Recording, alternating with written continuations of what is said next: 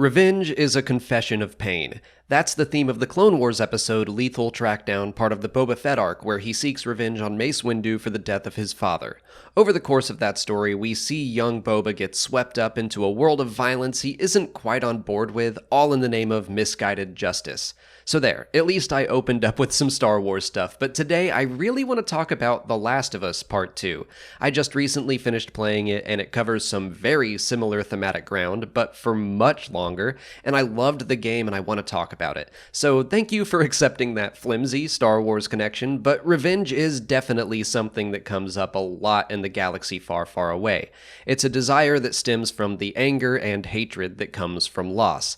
Anakin loses his mother and immediately seeks revenge against the Tusken Raiders, an act that does nothing to make him feel any better, but one that feels justified for him in the moment. Revenge is a confession of pain, but does it do any good? And if it doesn't, how does someone actually move on from the pain that comes with deep loss? This isn't going to necessarily be a review of the game, but I did really love it. I'm about to get into spoilers if you haven't played it yet, so this is your warning. Also, this game is really violent, and I tend to try to keep this channel pretty family friendly, so visually, this video will be pretty bare bones. I don't know what I expected from The Last of Us Part 2. The first is one of my favorite games of all time, along with the Uncharted series, also from Naughty Dog. If you've seen one of my mini videos on Star Wars Jedi Fallen Order, you know that I live for story-driven, third-person action-adventure games. Based on the trailers for The Last of Us Part 2, I did get a revenge vibe, but I assumed it would be kinda like Uncharted, in that we'd see a new adventure from the point of view of Joel and Ellie. We would continue to explore their relationship, and we do, but I was not expecting that relationship to be cut short with Joel's death within like the first hour of gameplay. It made me furious at the new characters that killed him. I was immediately on board with Ellie taking them all out one by one, and I was going to not only help her do it, but I was going to do it as her. But then halfway through the game, you switch places. After spending the entire time tracking down Joel's murderer, Abby, you now have to go back in time and play as her.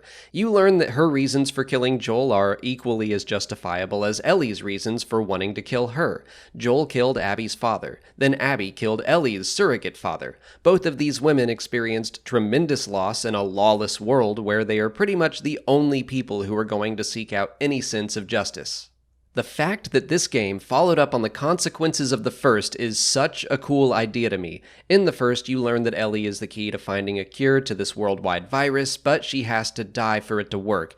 After spending the entire game with her, of course I knew Joel didn't want that, and having spent nearly the entire game in Joel's shoes, I didn't want it either. I ran into the operating room, shot the doctor, and ran out with her. I didn't think twice about it.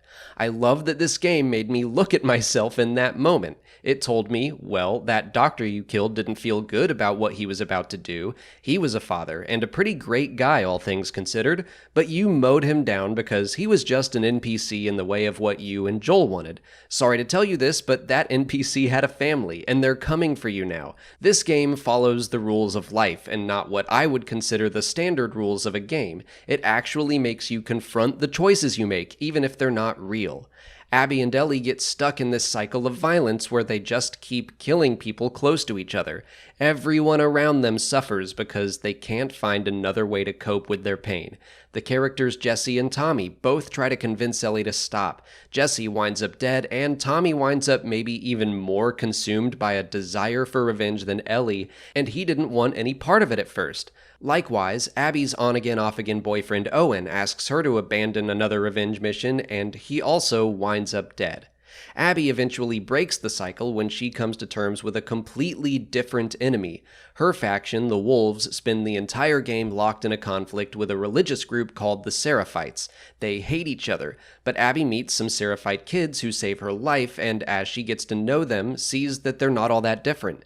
Throughout the game, Abby has dreams of entering the operating room where she saw her father dead on the ground. She sees different things in different dreams, but they're all bad until she helps the Seraphite kids.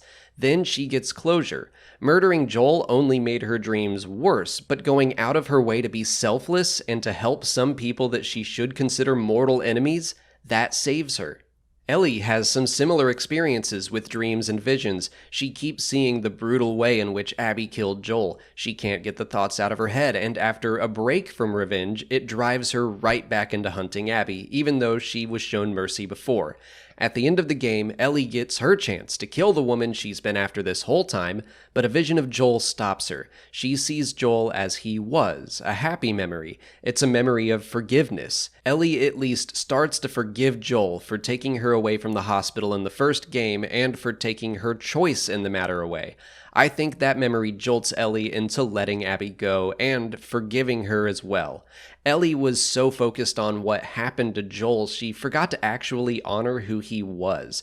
A line early on in the game from Tommy, Joel's brother, says that Joel would not have sought revenge.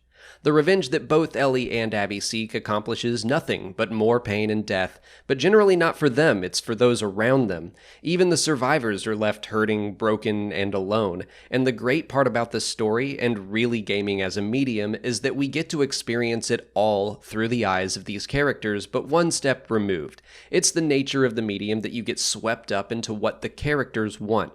Like I said in the first game, I wanted Joel to save Ellie at any cost, because that's what he wanted. In this game, I wanted Ellie to avenge Joel at any cost because that's what she wanted. But then you get to see and understand Abby. You get swept up into her wants, and then when she is finally face to face with Ellie, and now you as the player have to make them fight, it's so clear this is not the way. Twice, you have to make them fight, and it's brutal and up close and personal, and it's making me tap square to strangle one of them, and I am genuinely yelling stop at the screen because I know by now this isn't the solution. We're not playing by gaming rules anymore. This feels way too real. It's so effective, I was questioning the final segment of the game. You run into a new faction of, quote, bad guy NPCs, and they do seem pretty bad, but so did Abby and the Wolves. As you take them down one by one to get Abby, all of these people are yelling out the names of their injured or dying friends, and it's like, okay, these aren't just NPCs in a game anymore. It's like the old saying, everyone is the protagonist in their own story. That's nothing new for storytelling, especially when creating compelling villains, but this might be one of my favorite ways I've actually seen it play out. I don't know that any other medium could have told this story so effectively, by allowing you to actually be the person controlling these characters, but only having one way to move the narrative forward. It really makes you feel how pointless revenge is by the end. Both Abby and Ellie's quests for revenge just lead to suffering thanks to their focus on the hatred they felt for Joel and Abby respectively, which was brought on by the anger they felt over the losses they suffered. Anger, hatred, suffering, boom, I brought it back to Star Wars. I know this game sparked some controversy online, but what doesn't these days? I have no idea the details surrounding it, but I am genuinely sorry for the people who were disappointed. I thought it was a wonderful exploration of generational consequences, the cost of revenge, and the storytelling power of gaming in general. I loved it. I probably won't play it again for a while because it was emotionally exhausting, but wow.